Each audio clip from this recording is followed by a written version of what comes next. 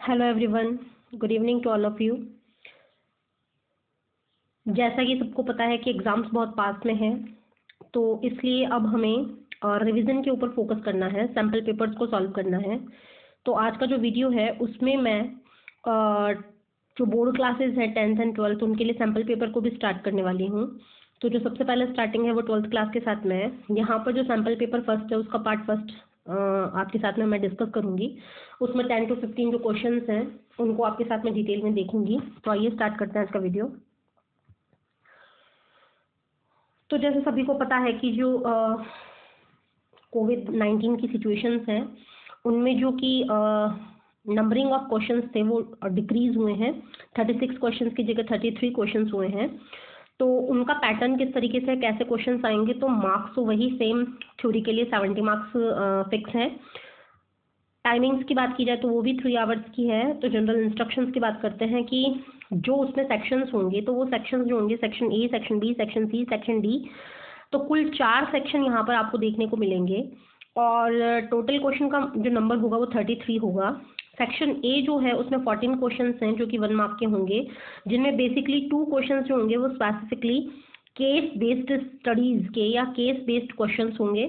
Section B जो है वो 9 क्वेश्चंस को कंटेन करेगा जो कि 2 मार्क्स के होंगे, मतलब हर एक क्वेश्चन 2 मार्क का होगा, 18 मार्क्स टोटल होंगे।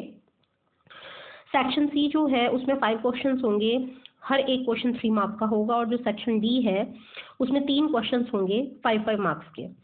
तो इस तरीके से अगर हम देखें तो इसमें कोई भी ओवरऑल चॉइस नहीं है, बट इंटरनल चॉइसेस दी हुई हैं कुछ क्वेश्चंस में। तो आइए स्टार्ट करते हैं हम इस पेपर के ऊपर डिस्कस करना। तो जो फर्स्ट क्वेश्चन है वो ये है कि mention the type of host cell suitable for gene gun to introduction in an alien DNA. अब अगर हम यहाँ पर बात करें कि मतलब एक्चुअल में मेथड क्या है, तो आपको पता है कि यहाँ पर जो हम मेथड की बात कर रहे हैं वो है हमने होस्ट को कॉम्पिटेंट बनाना है, होस्ट को कॉम्पिटेंट बनाना है। कॉम्पिटेंट का मतलब कैपेबल बनाना है। चूंकि हमें पता है कि कोई भी जो सेल होती है, जो भी कोई एक सेल है, उस सेल के ऊपर प्लाज्मा मेम्ब्रेन अवेलेबल होगी। और प्लाज्मा मेम्ब्रेन का अगर हम स्ट्रक्चर देखें तो प्लाज्मा मेम्ब्रेन लिपिड की बाइलेयर होती है और इसके अंदर बीच बीच में प्रोटीन्स अवेलेबल होते हैं। ये प्रोटीन्स हैं, तो मतलब ये जो है ऊपर और नीचे ये लिपिड है, ये भी लिपिड है और ये भी लिपिड है, और बीच में ये प्रोटीन है। चूंकि लिपिड का जो नेचर होता है वो हाइड्रोफोबिक होता है, हाइड्रोफोबिक। इट मीन ये जो हमारे पास में ये प्लाज्मा मेम्ब्रेन है, ये प्लाज्मा मेम्ब्रेन भी कैसी हो गई, हाइड्रोफोबिक होगी। अब जो ये हमारी प्लांट सेल है, एनिमल सेल है, या फिर कोई मतलब बैक्टीरियल सेल है, कोई सी भी सेल हो, उस सेल के अंदर हमें आरडीएनए को एंटर करना है। This is our rDNA. और चूंकि जो आरडीएनए होता है उसका नेचर जो होता है, उसका नेचर होगा हाइड्रोफिलिक। हाइड्रोफिलिक यानी ये इजीली वाटर में डिसॉल्व हो सकता है। जबकि यहाँ पर अगर हम प्लाज्मा मेम्ब्रेन की बात करें तो ये कैसा है, हाइड्रोफोबिक। हमारा यहाँ पर एम है कि हम किसी भी मेथड से इस आरडीएनए को इस प्लांट के अंदर इंट्रोड्यूस करवा दें। तो इंट्रोड्यूस करवाने के लिए इस होस्ट सेल को, इस जो भी कोई ये प्लांट है या फिर एनिमल है या फिर माइक्रोबियल एजेंट ना, मतलब ये सेल है, इस सेल को हमें कॉम्पिटेंट बनाना पड़ेगा, कैपेबल बनाना पड़ेगा, ताकि ये इजीली इस आरडीएनए को क्या करे, रिसीव कर ले। तो यहाँ पर डिफरेंट टाइप के मेथड होते हैं। तो जो हम देखते हैं जैसे कि मेथड्स कौन से हैं, तो अगर हम बात करें एनिमल्स की, तो एनिमल में जो मेथड होगा वो मेथड कहलाएगा माइक्रो इंजेक्शन। Micro injection. और उसके अलावा अगर हम बैक्टीरिया में बात करें तो बैक्टीरिया में इसके लिए इसमें बहुत सारे मेथड हैं बैक्टीरिया में, जैसे कि डाइवेलेंट जो कैटायन होते हैं कैल्शियम +2, उनके साथ में इसको हीट देना, या फिर heat shock method. Heat shock में सबसे पहले उसको क्या किया जाएगा, जो भी कोई एक रिकॉम्बिनेंट डीएनए होगा उसको होस्ट सेल के साथ में सबसे पहले हम क्या करेंगे, आइस के ऊपर रखेंगे, सबसे पहले आइस के ऊपर रखेंगे। आफ्टर दैट आइस उसको हम क्या करेंगे, 42 डिग्री सेल्सियस का टेम्परेचर देंगे, और 42 डिग्री सेल्सियस का टेम्परेचर देने के बाद दोबारा से उसको आइस के ऊपर डालेंगे। तो ये मेथड जो कहलाता है, ये कहलाता है हीट शॉक मेथड। तो इन मेथड्स के थ्रू बैक्टीरिया को हम कॉम्पिटेंट बनाएंगे। हम आते हैं हमारे फर्स्ट क्वेश्चन पे। फर्स्ट क्वेश्चन में ये पूछा गया था कि किस प्रकार की सेल के अंदर कॉम्पिटेंट बनाने के लिए जो है बायोलिस्टिक जिसको कि हम दूसरा नाम देते हैं जीन गन मेथड यूज किया जाता है। तो ये जो मेथड है ये यूज किया जाता है प्लांट सेल्स में। तो इसका आंसर जाएगा प्लांट सेल्स। इस मेथड के अंदर क्या होता है, जो कि गोल्ड और टंगस्टन है, गोल्ड और टंगस्टन के पार्टिकल्स हैं, उनके ऊपर आरडीएनए की कोटिंग कर दी जाती है और प्लांट सेल के ऊपर बॉम्बार्डमेंट किया जाता है। तो ये मेथड कहलाता है बायोलिस्टिक मेथड। तो जैसा कि इसमें आपको क्वेश्चन में इसका पता लग गया कि ये जो मेथड है, the host cell suitable for gene gun to introduce to alien DNA are plant cell. Next second जो क्वेश्चन है वो है what are the two objectives of setting up GEAC. GEAC को बनाने के जो हैं दो ऑब्जेक्टिव्स क्या हैं। तो ये जो क्वेश्चन है ये हमारा जो हमने हमारा 12 चैप्टर है जिसमें कि हम जेनेटिकली मॉडिफाइड ऑर्गेनिजम्स बनाते हैं, वहीं पर हमने कहीं ना कहीं ये बात की है कि जीएम जो रिसर्च है उसके ऊपर रेस्ट्रिक्शंस कौन लगाएगा, कौन ये मतलब ये एक तरीके से फिक्स करेगा कि कितना रिसर्च किस एरिया में होना है, कितना परसेंटेज में होना है।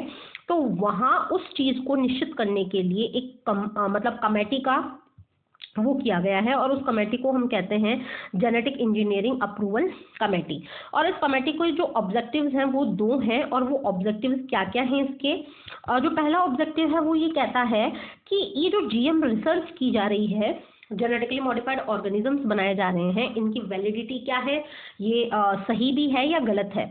और दूसरा ऑब्जेक्टिव ये है कि जब हम जीएम ऑर्गेनिजम्स को पब्लिक सर्विस के लिए मार्केट में लॉन्च करेंगे, मार्केट में उनको उतारेंगे, तो क्या वो जो पब्लिक है उसकी सेफ्टी के लिए ठीक है। तो उसके रिगार्ड में भी डिसीजन जो लेती है वो जीईएसी ही लेती है। Next question, garden pea plants produce round green seeds, another same species produce wrinkle yellow seeds, identify the dominant traits। तो इसके लिए आपने देखा होगा कि इस क्वेश्चन को करने के लिए, इससे इजी क्वेश्चन कोई आ नहीं सकता। तो इस क्वेश्चन को करने के लिए हमें कॉन्ट्रास्टिंग कैरेक्टर्स की टेबल को मतलब ध्यान में रखना है कि वो टेबल क्या कहती है। यहाँ मैं सिर्फ इन दोनों कैरेक्टर्स की बात करूंगी, पूरी टेबल की बात नहीं करूंगी। तो जैसे फर्स्ट पेयर का जो कैरेक्टर है वो है शेप ऑफ सीड, कि सीड का शेप कैसा है, शेप ऑफ सीड। तो हमें पता है कि कैरेक्टर्स तो दो होते हैं, एक होता है हमारे यहाँ पर डोमिनेंट और दूसरा जो होता है वो होता है रेसेसिव। तो अगर मैं सिर्फ किसकी बात कर रही हूँ, शेप ऑफ सीड की बात कर रही हूँ, तो डोमिनेंट जो होगा वो होगा राउंड, जिसमें कि सीड आपको राउंड दिखाई देगा, और जो रेसेसिव है, रेसेसिव होगा रिंकल्ड, जिसमें कि आपको जो सीड है वो झुर्रीदार इस तरीके से दिखाई देगा। तो यहाँ पर आपको देखने से पता लग रहा है कि जो पी प्लांट है उसके अंदर जो डोमिनेंट ट्रेट्स हैं, अगर शेप की बात की जाए तो शेप डोमिनेंट होगा राउंड और रेसेसिव होगा रिंकल। दूसरी बात में हम चलते हैं कि जो दूसरा हमारा उसमें कैरेक्टर है वो है colour of seed. Colour of seed के लिए अगर हम बात करें कि कलर ऑफ सीड के कितने मतलब एलील्स हो सकते हैं, तो डिफरेंट डिफरेंट टाइप के दो टाइप के एलील्स उसमें हो सकते हैं। हम यहाँ पे लिखते हैं कि सेकंड जो हमारा पॉइंट है यहाँ पर वो है colour of seed, colour of seed. तो इसके लिए भी हम दो बनाते हैं, ये हमारा डोमिनेंट और ये हमारा रेसेसिव। तो अगर हम यहाँ डोमिनेंट की बात करें तो डोमिनेंट में जो कलर होता है सीड का वो होता है येलो, यानी जो पूरा सीड होगा वो येलो कलर का होगा डोमिनेंट में। और जब हम बात करते हैं रेसेसिव की कि रेसेसिव में किस कलर का होगा, तो रेसेसिव जो कैरेक्टर होगा वो होगा ग्रीन। तो अब आपको याद कर लेना है यहाँ पे कि जो कलर ऑफ सीड है वो अगर डोमिनेंट है तो डोमिनेंट होगा येलो, और अगर वो रेसेसिव है तो रेसेसिव वो कैसा होगा, ग्रीन। नेक्स्ट ये देखिए यहाँ पे इन garden pea plant round seed जो है वो डोमिनेंट है रिंकल के ऊपर, और येलो सीड्स जो है वो डोमिनेंट है ग्रीन सीड्स के ऊपर। फोर्थ क्वेश्चन जो है वो ये है कि हाउ इज रिपीटेटिव और satellite DNA separated from bulk genomic DNA for various genetic experiments. अब ये क्या होता है, बल्क डीएनए तो जो है वो आपको पता ही है कि बल्क डीएनए में एटीजीसी के सीक्वेंस होते हैं, और ये रिपीटेटिव डीएनए क्या होता है, तो हम यहाँ पर दो टाइप के डीएनए बना लेते हैं। एक हम बनाते हैं बल्क, ये हमारा एक डीएनए है, और ये हमारा दूसरा डीएनए है। इसको हमने बोला बल्क और इसको हमने बोला रिपीटेटिव। तो बल्क डीएनए में क्या होगा कि बल्क डीएनए के जो सीक्वेंस होते हैं वो इस तरीके से होंगे, ATGC, फिर ATGC और वापस से ATGC। लेकिन जब रिपीटेटिव की बात करते हैं तो स्पेसिफिक जो नाइट्रोजन बेसेस होते हैं वो उसमें रिपीट हो जाते हैं, और सीक्वेंस कुछ इस तरीके से दिखाई देता है, ATTTGC AAATGC। तो यहाँ पर आपको देखने को मिल रहा है कि कुछ स्पेसिफिक सीक्वेंस है, जैसे कि T है, उसके बाद में A है, यहाँ पर बार बार रिपीट हुआ है, तो ऊपर वाला डीएनए जो है वो कहलाता है बल्क और नीचे वाला कहता है रिपीटेटिव। और इन दोनों डीएनए को एक दूसरे से अगर हमें सेपरेट करना हो तो हम जिस मेथड को काम में लेंगे वो हमारा होगा डेंसिटी ग्रेडियंट सेंट्रीफ्यूगेशन। डेंसिटी के बेस पे डेंसिटी ग्रेडियंट का मतलब डिफरेंस, डेंसिटी के डिफरेंस के बेस पे हम उसको सेंट्रीफ्यूज करेंगे, सेंट्रीफ्यूगेशन। यानी जिसकी डेंसिटी ज़्यादा होगी इस तरीके से वो बीकर के बॉटम पे जमा हो जाएगा और बाकी ऊपर इकट्ठा हो जाएगा। तो इस तरीके से हम दोनों डीएनए को यहाँ पर सेपरेट कर लेंगे। नेक्स्ट उसके बाद में हम आते हैं अगले क्वेश्चन के ऊपर, जिसमें कहा गया है कि list the changes in primary oocyte undergo in tertiary follicular stage in human embryo. तो यहाँ पर आप देखते हैं कि जो प्राइमरी oocyte है उसमें क्या क्या डिफरेंस आते हैं। तो प्राइमरी oocyte में जब फर्स्ट मियोटिक डिवीजन कंप्लीट हो जाता है तो फर्स्ट मियोटिक डिवीजन जो है वो बिल्कुल डिसिमिलर होता है, एक तरफ साइटोप्लाज्म ज़्यादा जाता है, एक तरफ साइटोप्लाज्म कम आता है। तो हम इस तरीके से बना सकते हैं, ये हमारी जो है प्राइमरी oocyte है, इसमें जब मियोसिस डिवीजन कंप्लीट होगा तो वो कुछ जो होगा वो एबनॉर्मल होगा, एक सेल तो बड़ी बनेगी, एक सेल बहुत छोटी बनेगी। तो जो बड़ी सेल बनती है वो कहलाती है सेकेंडरी oocyte और ये कहलाती है पोलर बॉडी। और वो पोलर बॉडी कैसी होती है, फर्स्ट पोलर बॉडी। जो पोलर बॉडी है वो आगे जाके डीजनरेट होती है, और सेकेंडरी oocyte जो है उसके अंदर सेकेंड मियोटिक डिवीजन कंप्लीट होता है, जिससे कि हम फीमेल्स के अंदर ओवम और सेकेंड पोलर बॉडी बनती है। तो यहाँ अगर हम देखें वही बात की जा रही है कि यहाँ पर क्या होगा, यहाँ पर होगा कि जो ह्यूमन एम्ब्रियो है उसमें प्राइमरी oocyte जो है वो साइज में ग्रोथ करती है, अपने मियोसिस फर्स्ट को कंप्लीट करती है, एक लार्ज सेल बनाती है जिसको कहते हैं सेकेंडरी oocyte, और दूसरी स्मॉल बनाती है जिसको कहते हैं पोलर बॉडी। नेक्स्ट क्वेश्चन पे हम आते हैं। इसमें कहा गया है कि what do you understand by autogamy. तो हमें पता है कि ये डिफरेंट टाइप के स्टेप्स हैं, इसमें डिफरेंट टाइप के प्रोसेसेस आते हैं। अगर हम बात करें पहला जो ये है, मतलब कि पॉलिनेशन की बात करने से पहले हम पॉलिनेशन की बात को देखेंगे कि पॉलिनेशन जो है वो 3 टाइप से हो सकता है। पहला हो सकता है ऑटोगेमी, या फिर वो ऑटोगेमी की जगह हो सकता है गिटेनोगेमी, और गिटेनोगेमी की बाद में वो हो सकता है जीनोगेमी। तो यहाँ पर क्या होगा ऑटोगेमी में जो है फ्लावर एक ही होगा, मतलब ये पूरा ट्री और ट्री के ऊपर ये फ्लावर का स्टेमन और फ्लावर की स्टिग्मा, और इन दोनों के बीच में जब फर्टिलाइजेशन की प्रोसेस होती है तो वो कहलाती है ऑटोगेमी। और अगर हम गिटेनोगेमी की बात करें तो गिटेनोगेमी में प्लांट एक है, इसके एक फ्लावर में स्टेमन और दूसरे फ्लावर में पिस्टिल है, तो फ्यूजन इस तरीके से होगा, मतलब जेनेटिकली ये सेम है बट मॉर्फोलॉजिकली डिफरेंट है, तो वो होगी गिटेनोगेमी, नेवर मैरिज। और जीनोगेमी में क्या होगा, 2 प्लांट्स होंगे, एक प्लांट के स्टेमन के पॉलन ग्रेन दूसरे प्लांट के पिस्टिल पे जाएंगे, तब वो कहलाएगी जीनोगेमी।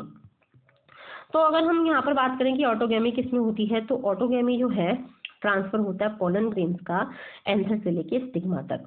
यहाँ पर इसका एग्जाम्पल अगर आप मेंशन करना चाहें तो मेंशन कर सकते हैं चाइना रोज, जो कि बाइसेक्सुअल फ्लावर होता है।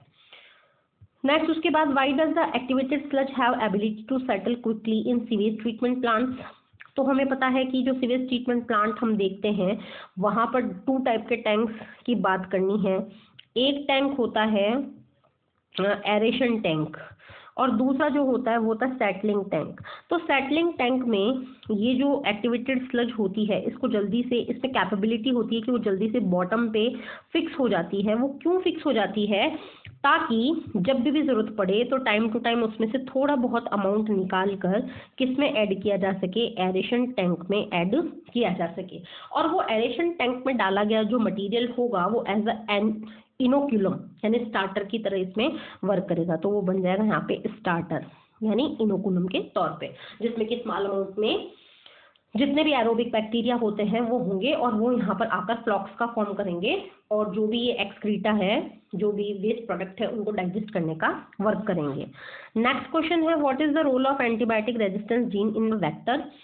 अब वेक्टर जो हमने देखा, तो वेक्टर का अगर हम बात करें तो वेक्टर है हमारे पास में PBR322। तो उसमें आप देखोगे कि यहाँ पर अलग जीन है, यहाँ पर अलग जीन है, यहाँ पर अलग जीन है, अलग अलग जीन है। कुछ जीन होती हैं एम्पिसिलिन, कुछ होती हैं टेट्रासाइक्लिन, कुछ होती हैं क्लोरामफेनिकोल, कुछ होती हैं कैनामाइसिन। तो एक्चुअल में देखा जाए तो ये एंटीबायोटिक रेजिस्टेंस जीन क्या करती हैं, ट्रांसफॉर्मेंट्स को सेलेक्ट करती हैं। ट्रांसफॉर्मेंट का मतलब वो सेल जिसके अंदर हम आरडीएनए को इंट्रोड्यूस करवाना चाहते थे और आरडीएनए उसके अंदर होस्ट के अंदर इंट्रोड्यूस हो चुका, वो कहलाता है ट्रांसफॉर्म सेल। तो ट्रांसफॉर्म सेल्स को नॉन ट्रांसफॉर्मेंट सेल से अलग करने का काम करती हैं एंटीबायोटिक रेजिस्टेंस जीन्स। तो इन एंटीबायोटिक रेजिस्टेंस जीन्स के लिए आप जो यहाँ पर मेंशन कर सकते हैं नाम, वो है एम्पिसिलिन और टेट्रासाइक्लिन। नेक्स्ट क्वेश्चन जो है वो ये है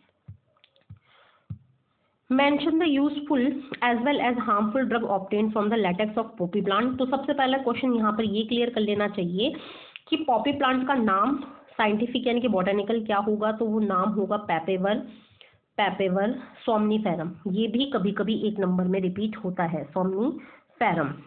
इससे जो ड्रग मिलती है मॉर्फिन मिलती है, लेटेक्स से मिलती है। मॉर्फिन जो होती है लेटेक्स से बनाई जाती है। और अगर इसका हम यूज देखें तो वो सेडेटिव यानी कि पेन किलर के फॉर्म में है।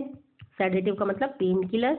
और अगर हम इसका हार्मफुल इफेक्ट देखें तो हार्मफुल इफेक्ट है ओपियोइड्स के फॉर्म में। मतलब अगर हम इसको ओपियोइड के रूप में इसका अब्यूज करेंगे, ड्रग अब्यूज करेंगे, तो ये हमारे लिए हार्मफुल बन जाएगी।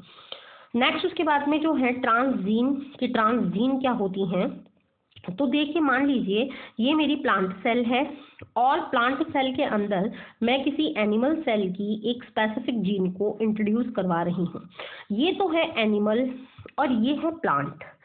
तो एनिमल की जो जीन्स हैं उनको मैं एक्सप्रेस करवाना चाह रही हूँ प्लांट में, तो प्लांट के लिए ये फॉरेन जीन है और फॉरेन जीन को ही हम ट्रांसजीन्स कह सकते हैं। इट मीन ये है यहाँ पर ट्रांसजीन की तरह बिहेव कर रही है। तो transgene is a foreign gene that is inserted in the organism और plant to modify its expression. तो जैसे ही ये जो ट्रांसजीन है ये प्लांट में जाएगी, प्लांट के सारे फिनोटाइप्स को क्या कर देगी, चेंज कर देगी। तो ये कहलाती है ट्रांसजीन। नेक्स्ट जो टाइप के क्वेश्चन है वो है रीजन असर्शन टाइप के। इसमें पर्टिकुलर आपको एक असर्शन दिया होता है, कथन दिया होता है, जिसके लिए रीजन यानी कि कारण बताया जाता है। हमें ए ऑप्शन तब चूज करना है जब ए और आर दोनों ही ट्रू हो और आर जो है ए को एक्सप्लेन करता हो।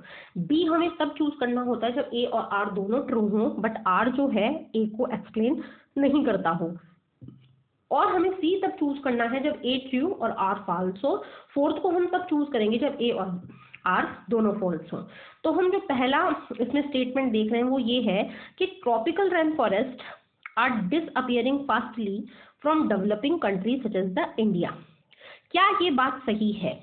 अगर हम इनको रेन फॉरेस्ट के सेंस में देखें तो आपने रेन फॉरेस्ट का नाम सुना होगा, अमेजोनियन रेन फॉरेस्ट। तो अमेजोनियन रेन फॉरेस्ट जो कि आपके बायोडाइवर्सिटी कंजर्वेशन में कहीं ना कहीं उसका टॉपिक मिलेगा।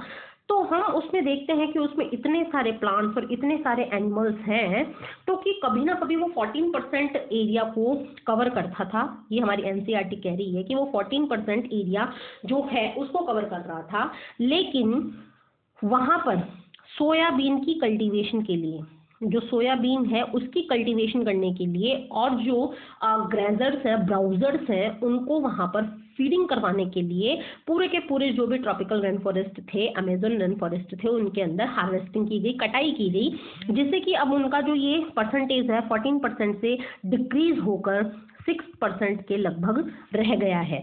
तो इतना बड़ा ये जो फ्रेगमेंटेशन हुआ, ये लॉस ऑफ स्पीशीज के लिए बहुत बड़ा, हैबिटाट जो फ्रेगमेंटेशन होता है बहुत बड़ा कारण होता है स्पीशीज के खत्म होने का। तो ये क्यों हो रहा है?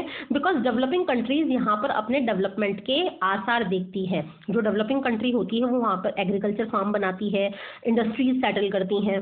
तो इंडिया के अंदर, इंडिया जैसी कंट्री के अंदर ये जो चीज़ें हो रही हैं वो इसलिए हो रही हैं कि वहाँ पर क्या है, जो एग्रीकल्चर की जा रही है और इंडस्ट्रियल जो है लैंड्स बनाए जा रहे हैं। नेक्स्ट उसके बाद में सेकंड जो है, तो यानी फर्स्ट वाला जो है ये तो ट्रू है, ये कंसेप्ट तो कि हाँ ऐसा हो रहा है, एक्चुअल में ऐसा हो रहा है। No value is attach to these forest because these are poor in biodiversity. अरे ऐसे कैसे? ये कैसे हो सकता है कि इसमें पुअर डाइवर्सिटी है? इसमें तो बहुत डाइवर्सिटी होती है, इसमें इतने डाइवर्सिटी होती है, इतने प्लांट्स होते हैं कि वो टोटल जितनी भी हमारे पास में ऑक्सीजन अवेलेबल है उसका 20% ऑक्सीजन तो ओनली अमेजन रेन फॉरेस्ट ही बनाते हैं। इसीलिए अमेजन रेन फॉरेस्ट को हम लंग ऑफ प्लानेट भी कहते हैं, लंग ऑफ प्लानेट। तो यानी सेकंड वाला जो ये रीजन है ये तो ट्रू नहीं है, ये तो फॉल्स है। तो अगर फर्स्ट वाला ट्रू है और सेकंड वाला फॉल्स है तो हम इसमें ऑप्शन चूज करेंगे थर्ड, तो ये वाला यहाँ पर थर्ड ऑप्शन क्लियर हो जाएगा। नेक्स्ट अगले क्वेश्चन के ऊपर अगर हम जाएं तो 12 क्वेश्चन में आप देखिए, एजर्शन है endosperm is formed fusion of one male gamete and 2 polar nuclei. हाँ ये बात ठीक है, इसको हम डायग्रामेटिकली भी देख लेते हैं कि ये बात कैसे है। ये हमने एक स्ट्रक्चर बनाया एम्ब्रियो सैक का, इसमें ऊपर की जो 2 सेल हैं these are synergids, these are egg cell, these are polar nuclei and these are antipodals. तो यहाँ जैसे ही 2 मेल गैमेट आएंगे, ये एक मेल गैमेट आया और ये दूसरा मेल गैमेट आया, तो एक मेल गैमेट जो आया वो तो फ्यूज होता है एग के साथ, जिससे बन जाता है जायगोट सिंगेमी के थ्रू, और ये 3 ट्रिपल फ्यूजन के थ्रू आपस में जुड़ते हैं और इससे बन जाता है एंडोस्पर्म। तो बात तो ये सही है कि एंडोस्पर्म का फॉर्मेशन जो है 2 पोलर न्यूक्लियाई और एक मेल गैमेट के जुड़ने से होता है, यानी यहाँ पर ये बात ठीक है। नेक्स्ट रीजन कहता है in pea the endosperm remain the part of seed as it is not completely consume up during embryo formation. अब जब ये फर्स्ट वाली बात सही हुई तो इसके बाद में जब आप एनसीईआरटी को रीड आउट करते हैं तो आपको पता लगता है कि एंडोस्पर्म के प्रेजेंस और एब्सेंस के आधार पर जो सीड्स हैं वो 2 टाइप के होते हैं। कुछ सीड्स होते हैं एल्बुमिनस और कुछ होते हैं एक्स एल्बुमिनस। एल्बुमिनस का मतलब जिनमें एंडोस्पर्म बचा हुआ रह जाता है, और इनमें एंडोस्पर्म एक्स एल्बुमिनस में बचा हुआ नहीं रहता, यानी खत्म हो जाता है। तो जब आपने एनसीईआरटी पढ़ी तो वहां पर स्पष्ट इसका एग्जाम्पल दे रखा है कि एल्बुमिनस सीड्स का एग्जाम्पल है मेज या फिर कैस्टर, और अगर हम एक्स एल्बुमिनस की बात करें तो वो एग्जाम्पल है पी। तो यानी जब एनसीईआरटी ये कह रही है कि एक्स एल्बुमिनस सीड्स होते हैं पी, यानी उनमें एंडोस्पर्म बचा हुआ नहीं रहता, तो फिर ये सेकंड वाली लाइन जो है यहाँ पर ये है फॉल्स और ऊपर वाली है ट्रू। ऊपर वाली ट्रू नीचे वाली फॉल्स, तो ये भी किसमें जाएगा? ये भी आपके लिए ऑप्शन बनेगा सी, तो इसका होगा ऑप्शन सी क्लियर। नेक्स्ट उसके बाद में अगर हम देखें तो वो है क्वेश्चन नंबर 13 क्या कह रहा है? 13 की बात की जाए तो in human the gamete contributed by the male determine whether the child produce will be male और फीमेल। यस, ये तो है, ठीक है, कि मेल के अंदर हम सेक्स क्रोमोसोम की बात करें तो मेल के अंदर जो सेक्स क्रोमोसोम होते हैं वो होते हैं XY और फीमेल के अंदर होते हैं XX। मतलब जो यहाँ पर हेट्रोजाइगस स्थिति हो रही है वो हेट्रोजाइगस कंडीशन आ रही है मेल के कारण, और ये जो होमोजाइगस कंडीशन आ रही है वो फीमेल के कारण।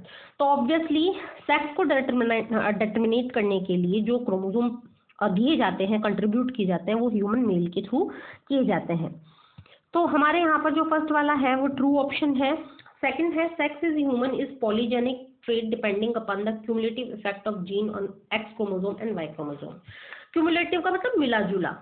तो ये ऐसे कह रहा है कि यहाँ पर जो है ये जो सेक्स डिटर्मिनेशन है ये पॉलीजेनिक ट्रेट है।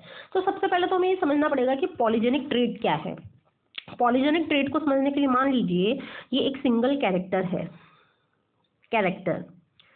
तो सिंगल कैरेक्टर को जब कभी डिफरेंट टाइप की, मतलब 3 या 4 जो हैं जीन्स कंट्रोल करती हैं, ये सारी 4 अलग अलग प्रकार की जीन्स हैं।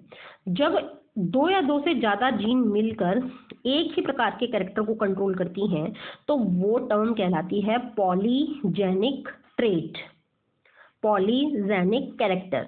तो यहाँ जो पॉलीजेनिक कैरेक्टर एग्जाम्पल है, पॉलीजेनिक ट्रेट का एग्जाम्पल है वो आपके एनसीईआरटी में दे रखा है, ह्यूमन स्किन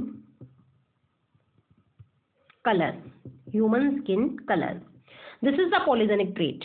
और हमारा जो स्किन का कलर होता है उसको कंट्रोल करती हैं 3 डिफरेंट टाइप की जीन्स जिनका नाम है ABC। अगर ABC तीनों कैपिटल होती हैं तो मतलब इस तरीके से होता है AABBCC, ये मैं लिख देती हूँ यहाँ पे AABBCC। तो डार्क कलर बनता है, स्किन का टोन जो होता है वो बहुत डार्केस्ट हो जाता है। अगर ये सिचुएशन ऐसी होती है हेट्रोजाइगस AABBCC, यानी A बड़ा A छोटा, B बड़ा दूसरा B छोटा, एक C बड़ा एक C छोटा, ऐसी स्थिति में जो कलर आता है वो मीडियम कलर आता है। और एक कंडीशन और है जिसके अंदर अगर ये सिचुएशन आती है तो बिल्कुल लाइट कलर उसका व्यक्ति का हो जाता है। तो इस तरीके से जो ABC 3 जीन है वो मिलकर ह्यूमन स्किन को कलर को कंट्रोल करती हैं। तो ये एग्जांपल हो गया पॉलीजेनिक ट्रेट का। लेकिन सेक्स डिटर्मिनेशन जो है वो सिंगल जीन के थ्रू कंट्रोल हो रहा है, वाई के थ्रू, तो वो जो होगा वो पॉलीजेनिक नहीं होगा। वो किसका एग्जाम्पल होगा? वो एग्जाम्पल होगा मोनोजेनिक ट्रेट का। मोनोजेनिक का मतलब एक कैरेक्टर है वो किसके द्वारा कंट्रोल किया जा रहा है? एक जीन के द्वारा, तो वो हो गया मोनोजेनिक। तो यहाँ पर पहला हो गया ट्रू और दूसरा हो गया फॉल्स। तो जब एक ट्रू एक फॉल्स तो इसका जो जाना है वो जाएगा कि सी ऑप्शन। इसमें क्या कह रहा है? In human sex is determined by the sex chromosome, sex की हो गया तो ये monogenic A is true but R is false.